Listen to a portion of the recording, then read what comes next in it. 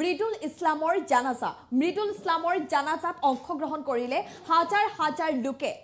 হাজাৰ লোকে মৃদুল ইছলামৰ বাবে দোৱা কৰিলে অশ্ৰুসিক্ত নয়নেৰে মৃদুল ইছলামক বিদায় দিলে লোকসকলে আপুনি ভালদৰে এই দৃশ্যলৈ মন কৰক জানাজা সম্পন্ন হৈছে মৃদুল ইছলামৰ গুৱাহাটীত বুধবাৰে কংগ্ৰেছৰ ৰাজভৱন চলো যি কাৰ্যসূচী সেই কাৰ্যসূচীত অংশগ্ৰহণ কৰাৰ অৱস্থাত মৃত্যু হৈছিল আহত হৈছিল কন্দুৱা গেছ নিক্ষেপ কৰাৰ ফলত আহত হৈছিল লগে লগে চিকিৎসালয়ত ভৰ্তি কৰোৱা হৈছিল যদিও চিকিৎসকে মৃত বুলি ঘোষণা কৰে আৰু মৃদুল ইছলামৰ এই মৃত্যুক লৈ ইতিমধ্যে ৰাজ্যজুৰি চাঞ্চল্য অব্যাহত আছে কংগ্ৰেছে তীব্ৰ ইয়াৰ প্ৰতিক্ৰিয়া ব্যক্ত কৰা দেখিবলৈ পোৱা গৈছে ইয়াৰ বিৰোধিতাৰে প্ৰতিবাদী কাৰ্যসূচী কৰিম বুলি তেওঁলোকে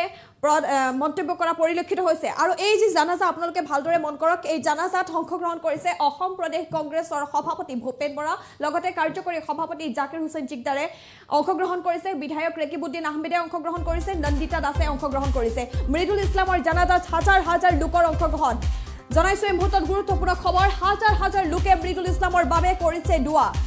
হাজাৰ লোকে দোৱা কৰিলে মৃদুল ইছলামৰ বাবে অশ্ৰুসিক্ত নয়নেৰে বিদায় দিলে মৃদুল ইছলামৰ জানাজাত উপস্থিত প্ৰদেশ কংগ্ৰেছৰ সভাপতি ভূপেন বৰা কাৰ্যকৰী সভাপতি জাকিৰ হুছেইন জিকদাৰ বিধায়ক ৰেকিবুদ্দিন আহমেদ নন্দিতা দাস উপস্থিত থাকে জানাজাত কংগ্ৰেছে অনুষ্ঠিত কৰা প্ৰতিবাদত অংশ লৈ মৃত্যু হৈছে মৃদুল ইছলামৰ কংগ্ৰেছে অনুষ্ঠিত কৰিছিল ৰাজভৱন চলো কাৰ্যসূচী আৰু সেই কাৰ্যসূচীৰ সময়ত আহত হৈছিল সেই সময়তে আৰক্ষীৰ লাঠি চালনা কন্দুৱা গেছত আহত হৈছিল মৃদুল ইছলাম চিকিৎসাধীন অৱস্থাত মৃত্যু হৈছিল মৃদুল ইছলামৰ আৰু এই মৃদুল ইছলামৰ আজি জানাজা সম্পন্ন হৈছে মৃদুল ইছলামৰ এই যে মৃত্যুৱে বৰ্তমানেও চাঞ্চল্যৰ সৃষ্টি কৰিছে মৃদুল ইছলামৰ মৃত্যুক লৈ বৰ্তমানেও কংগ্ৰেছত বৰ্তমান দেখিবলৈ পোৱা গৈছে হুকাহত হৈ পৰিছে সকলো কংগ্ৰেছত বিশেষকৈ আপোনালোকে এই দৃশ্যলৈ ভালদৰে মন কৰক অসম প্ৰদেশ কংগ্ৰেছৰ সভাপতি ভূপেন বৰাই অংশগ্ৰহণ কৰিছে এই জানাজাত লগতে অংশগ্ৰহণ কৰিছে নন্দিতা দাসে বিধায়ক ৰেকিবুদ্দিন আহমেদে অংশগ্ৰহণ কৰিছে আৰু এই যি জানাজা এই জানাজাত হাজাৰ লোকে দোৱা কৰিছে মৃদুল ইছলামৰ বাবে উল্লেখ কৰিব লাগিব বুধবাৰে কংগ্ৰেছৰ ৰাজভৱন চলো কাৰ্যসূচীত অংশ ল'বলৈ গৈ মৃত্যু হয় মৃদুল ইছলাম এজন অধিবক্তা আছিল প্ৰতিবাদৰ সময়ত আৰক্ষী আৰু প্ৰতিবাদকাৰীৰ মাজত সৃষ্টি হৈছিল উত্তপ্ত পৰিস্থিতি নিয়ন্ত্ৰণৰ বাবে আৰক্ষীয়ে কন্দুৱা গেছ প্ৰয়োগ কৰাৰ লগতে লাঠি চালনাও কৰিছিল আৰক্ষীৰ প্ৰতিবাদকাৰীৰ হতাহতিত আহত হৈছিল মৃদুল ইছলাম মৃদুলৰ গাত লাগিছিল কন্দুৱা গেছৰ চেল আহত মৃদুল ইছলামক গুৱাহাটী চিকিৎসা মহাবিদ্যালয় হাস্পতাললৈ লৈ যোৱা হৈছিল যদিও হাস্পতালতে মৃত্যু হৈছিল লোকজনৰ মৃদুল ইছলামৰ ঘৰ দক্ষিণ কামৰূপৰ সুন্তলিত আৰু কংগ্ৰেছৰ আইনী কোষৰ অধিবক্তা আছিল মৃদুল ইছলাম কংগ্ৰেছে এক দেশ এক নিৰ্বাচনৰ বিৰোধিতা লগতে স্মাৰ্ট মিটাৰৰ প্ৰত্যাহাৰ হিংসা বন্ধ কৰি মণিপুৰত শান্তি ঘূৰাই আনক আৰু এনে ধৰণৰ দাবীৰে ৰাজভৱন চলো কাৰ্যসূচী ৰূপায়ণ কৰিছিল বুধবাৰে দিনটোত আৰু সেই কাৰ্যসূচীত অংশগ্ৰহণ কৰি প্ৰতিবাদৰ সময়তে আৰক্ষী আৰু প্ৰতিবাদকাৰীৰ মাজত সৃষ্টি হোৱা উত্তপ্ত পৰিস্থিতিতে আহত হৈছিল মৃদুল ইছলাম আৰু মৃদুল ইছলামৰ মৃত্যু হৈছে আৰু মৃদুল ইছলামৰ মৃত্যু হোৱাৰ পিছতে এতিয়া মৃদুল ইছলামৰ বাসগৃহত এইদৰে হাজাৰ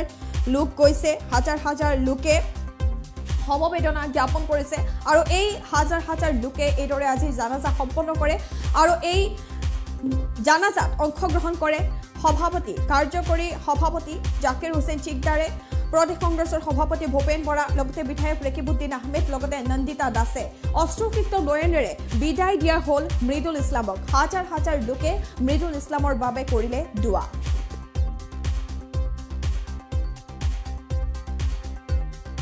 গেছ ব্যৱহাৰ কৰি যিমান মানুহক কন্দুৱাইছে আজি মৃদুল ইছলামৰ ঘৰত এতিয়া উপস্থিত আছো আপোনালোকে দেখিছে যে এই অঞ্চলৰ হাজাৰ মানুহ আহি ইয়াত কি ধৰণে চকু পানী টুকিছে মৃদুল ইছলামৰ অপৰাধ কি আছিলে মৃদুল ইছলামৰ অপৰাধ আছিলে যে গোটেই ভাৰতবৰ্ষত 72 লাখ স্মাৰ্ট মিটাৰ লগাইছে তাৰে 32% স্মাৰ্ট মিটাৰ অসমত ব্যৱহাৰ কৰা হৈছে 23,70,000 পৰিয়ালৰ ঘৰত জবৰদস্তি প্ৰিপেইড স্মাৰ্ট মিটাৰ লগাই সাধাৰণ দুখীয়া নিচিলা খাটি খোৱা মানুহখিনিক যিধৰণে শোষণ কৰা হৈছে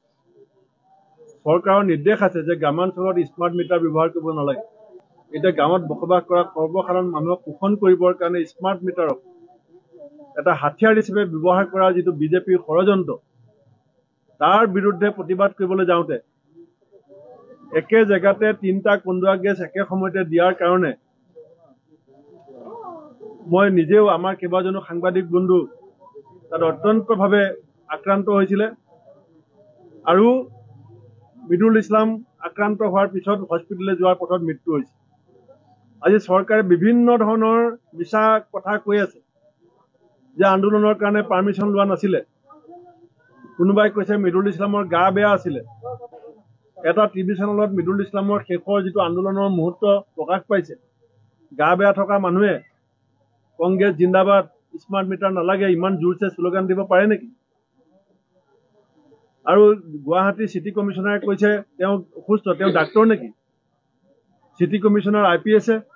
তেওঁ MBBS MS নহয়। এই যিটো গণতান্ত্ৰিকভাৱে হোৱা আন্দোলনক মুখিমূৰ কৰি আমাক ভয় খুৱাবলৈ চেষ্টা কৰিছে, মৃতকৰ পৰিয়ালৰ চোতালৰ পৰা কৈ দিছো, এইটো ভয় খুৱাবলৈ চেষ্টা কৰি লাভ নাই। যিমানে আপোনালোকৰ গতিৰোধ শক্তিশালী হ'ব, সিমানে আমাৰ গতি দুৰ্বাৰ হ'ব। অতি শীঘ্ৰে মৃদুল ইছলামৰ মৃত্যুৰ ন্যায়িক তদন্ত আমি দাবী কৰিছো। যদি ন্যায়িক তদন্ত নিদিয়ে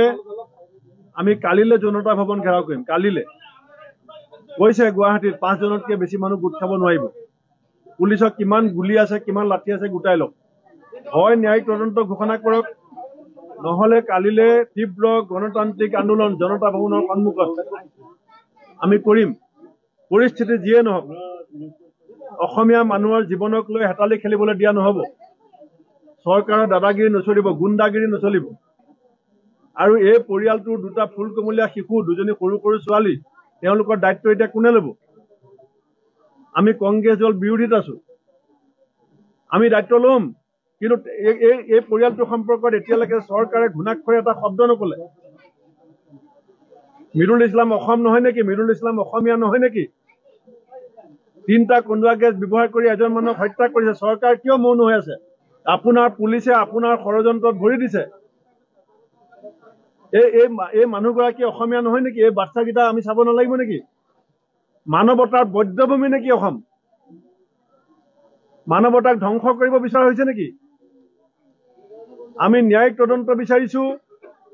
পৰিয়ালৰ নিৰাপত্তা সুনিশ্চিত হোৱাটো বিচাৰিছো, আৰু যদি ন্যায়িক তদন্ত অতি শীঘ্ৰে ঘোষণা নকৰে আমি ব্যাপক তীব্ৰ শক্তিশালী